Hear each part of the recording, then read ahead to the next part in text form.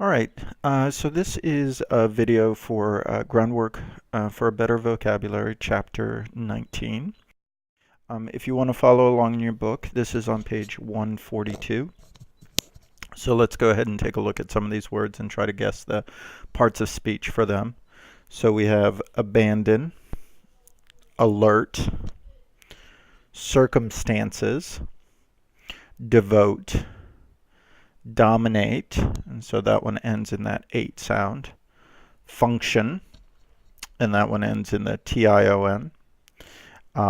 Idle, overcome, primary, and then theme.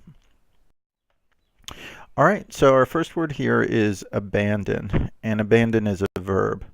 When it got dark outside, the players had to abandon their search for the lost softball. Because they ran out of money, the scientists had to abandon their research project. So abandon means to quit. On page 143, abandon is number 3, to stop trying to continue, discontinue, quit, or let go. So abandon means that you're doing something and you give up doing that thing. You give up something completely. So in the first example, the people are looking, the thing they're doing is that they're looking for the ball, and when they abandon it, it means that they stop doing it, that they're giving up. They're not going to continue doing it. In the second example, the scientists are doing some research, but because they don't have any money anymore, they have to give up doing it. Abandon can also mean you can abandon a person or a thing. So for example, some people, maybe they have a child, but they can't take care of the child, so they abandon the child, meaning that they leave, I mean, it's not funny, but they leave the child there for someone else to take care of. So you can see there's a similarity in the meaning in that in both cases you're giving up doing something. So in the first case, you're like our examples here, you're giving up looking for the softball, or you're giving up the research project. In the second case, if you abandon a child, it means you're giving up taking care of that child. So one of the things here, we wouldn't really say, we would say, you quit your job, but we wouldn't really say you abandon your job, because abandon really has this meaning of that you're trying to achieve something, or you're trying to get something, right? And you give up trying to get that thing. With a job, there's not really a goal, a specific goal at the end. It's something that you're doing for money, but it's not to get to some specific place. Whereas when we see abandon the search for the softball, they're specifically trying to get that softball, that it will end there. With a research project, once they finish the research project, it will end. So it's different in that way from quit. So our next one here is alert, and this is an adjective. If you're riding a bicycle on a busy city street, you need to be alert at all times. Many people need a cup of coffee in the morning to make them feel really alert. So alert means fully awake. So if we think back to an earlier word that's very similar to this, is conscious. Now the conscious means that you're aware, right? That you're aware of your surroundings. Alert means you're very aware, so you're very conscious. So in the first example, when you're riding a bike on a busy street, you have to be paying attention very carefully to the things around you, because if you get hit, you're dead. And then the reason that people drink coffee in the morning is to wake them up, to make them aware of things.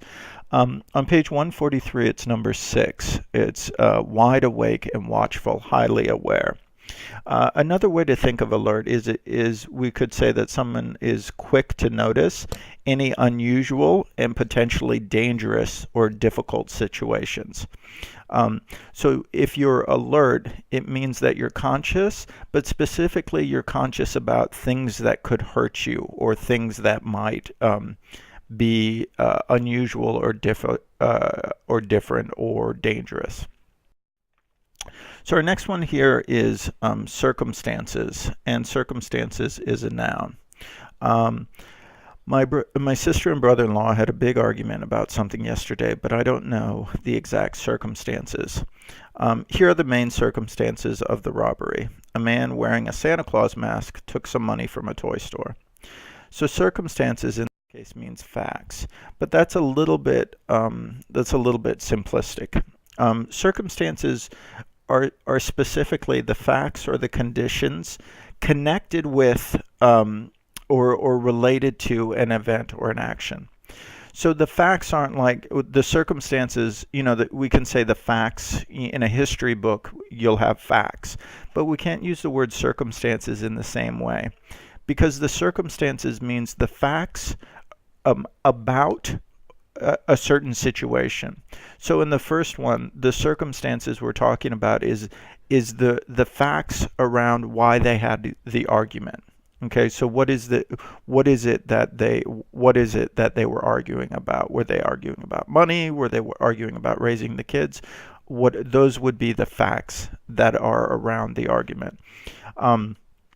In the second example with the robbery, the circumstances of the robbery are the facts that we know that are related to the robbery. On page 143, circumstances is number 9, a condition or facts of a particular situation or event. So our next one here is devote, and devote is a verb. The kids devoted the entire evening to playing video games. Professor Morales devoted her life to the study of ancient Egypt. And devote means to give completely. On page 143, devote is to give one's time or attention completely to something or someone. So another way to look at that is devote means to give all or a large part of your time or your money to a person, an activity, or a cause. So in the first example, we say the kids devoted the entire evening, meaning they gave all of the night they spent all of the night to playing video games. In the second one, the professor gave all of her life to studying ancient Egypt. So in this case, you're devoting, in both of these cases, you're giving all of your time or all of a set amount of time or most of your time to a particular activity. But we could also say you're devoting yourself to your children, meaning that you're giving all of your time and all of your energy to your children. You could say you're devoted to your studies, right? Meaning that you're giving all or most of your time to your studies. Maybe that's not your choice, but that's a possible use of it as well. So our next one here is dominate, and this one ends in ate sound, which makes it a verb. McDonald's and Burger King seem to dominate the country's fast food market. My brother likes to dream about a time when his favorite team will be so cool, so good that it will dominate football. So dominate means to be a leader in, but it really means more than that. It means to have a commanding influence on, or exercise control over. To dominate means not just to be the leader, but to be like a leader way above everybody else. So dominate is often used in competitions. So to be a leader in a competition is to dominate. We wouldn't really say dominate is to be a leader in a company, right? So we wouldn't say like President Obama dominates the United States, even though we would say that he is a leader of the United States. So dominate really means is that in some competition, the person or the thing that dominates is the leader, but is the leader by a wide margin, meaning that they're winning everything. So if we think about in sports, the teams that take soccer for an example, You think about the teams that are always winning. So like teams like Real Madrid, teams like Barcelona. These are teams that dominate in soccer in that they win. They seem to win. They seem to be good every year, and they seem to be winning every year. We could also think about it, in terms of the Olympics. So take an example is basketball. In the Olympics, the U.S. dominates in basketball, right? Every year, I mean, pretty much every year, the U.S. wins the gold medals in that. There's some other sports where other teams tend to win again and again and again. But dominate really has this meaning of that you are the leader, but you're consistently the leader, and you're sort of always better than everybody else. So the next one here is function, and this one's a noun, and we can tell that from the tion at the end of it. A waiter's function is to take the diner's orders and then to bring them their food. What is the function of that red button on the front of your camera? And function means the purpose or the job of something. So the function means it can be an activity or purpose intended for a certain person or thing. So in the first example, we're talking about a person. So the waiter's function. So what's the purpose or what's the job of the waiter? In an organization, the job of the waiter is to do something. In the second one, we're talking about a thing, so a button, right? What's the function in the system of the camera? What's the purpose or what's the responsibility of that thing? On page 143, function is number 5. The expected activity of a person or thing, the person or the role. So when we say, we can sometimes use the words function and job interchangeably or in the same way or as synonyms, okay, but not always. The function means the job that someone has in a particular organization. It doesn't mean the job, that you wouldn't say, oh, I got a new function, right? You could say I got a new job, but you're not going to say I got a new function. Because function really means what is the purpose of what you're doing? What in that organization, what is it? Why is it that you are there, right? So the function, like for example, the function of a teacher in my organization is, in the college is to, explain and help students to do better in understanding the material that I teach. Okay, that's the purpose of, that's why I was hired. The next one here is idle, and idle is an adjective. After being at home for a week with the flu, I was sick of being idle, and I was happy to get back to work. When the boss is out of town, many of the workers in this store are idle much of the time. So idle means not busy. Idle also has the meaning of not active or in use. So an example of this is that in your car, the word idle is often used to talk about cars. It's used as a verb. So we would say that your car is idling when the car is on, but that it's not going, right? When you're sitting at a stoplight, you're idling, meaning the motor is running, it's on, but it's not doing its job. So in the first example, right, you say, after being home for a week, being sick for a week, you're sick of being idle, you're tired of being idle, meaning that you're on, but you're not doing anything, right? In the second example, the workers are idle. The workers are at their job, but they're not doing anything, okay? So idle has this meaning of that the thing is on, but it's just not doing anything at that moment. So our next one here is overcome. and overcome is a verb. My brother had to overcome a learning disability to become a successful student. With the help of swimming lessons, I overcame my fear of water. And so overcome means to beat. On page 143, overcome is number 2, to win in a struggle over or to defeat.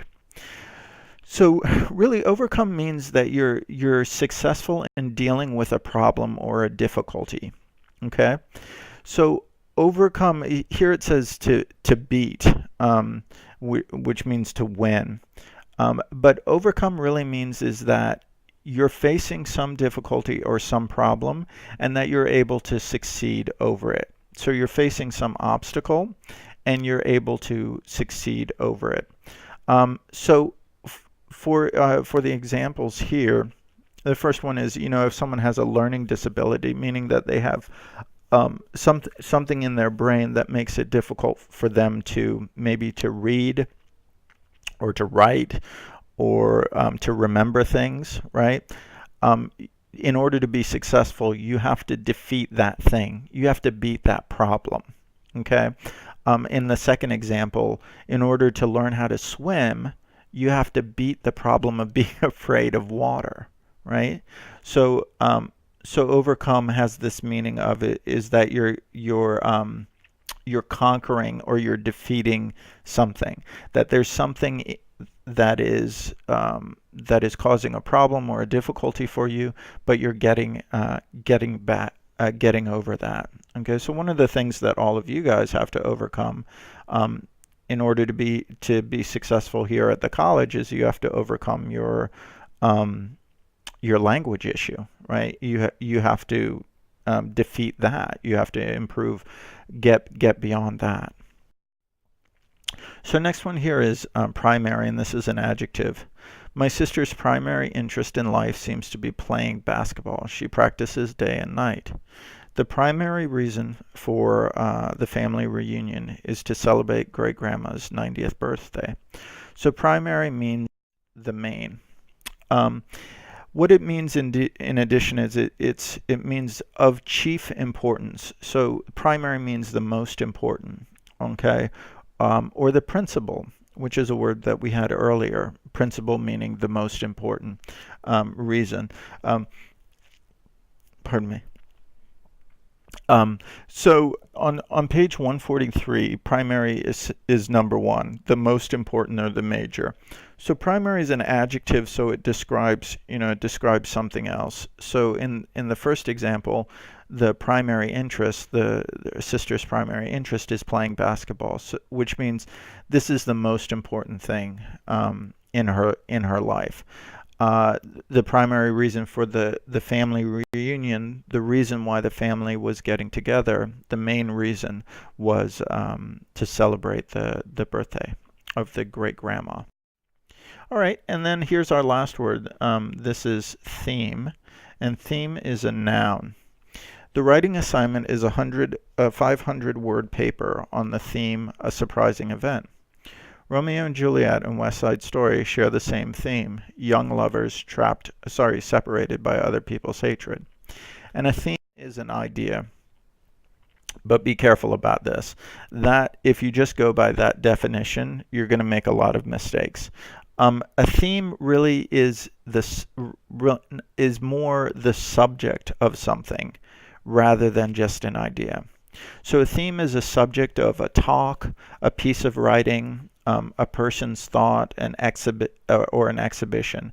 Basically, it's a topic of something. It's what something is about. So in the first example, we're saying that the theme of this paper is a surprising event. So really, in this case, it's really the subject of it, or it's the topic of it. In the second example, these are two plays, Romeo, Juliet, and West Side Story. The subject of them is the young lovers separated by others' hatred. So when you're studying this word, I would get away from treating theme as idea, because idea doesn't really capture it. On page 143, it's number 10. The main subject, the topic around which something is organized, is the theme. So think of a theme as a topic or a subject rather than just an idea, because that's a very general way to think of it. Okay, so go ahead and do the online exercises and the questions, and then bring any additional questions you have with you to class. All right, take care. Bye.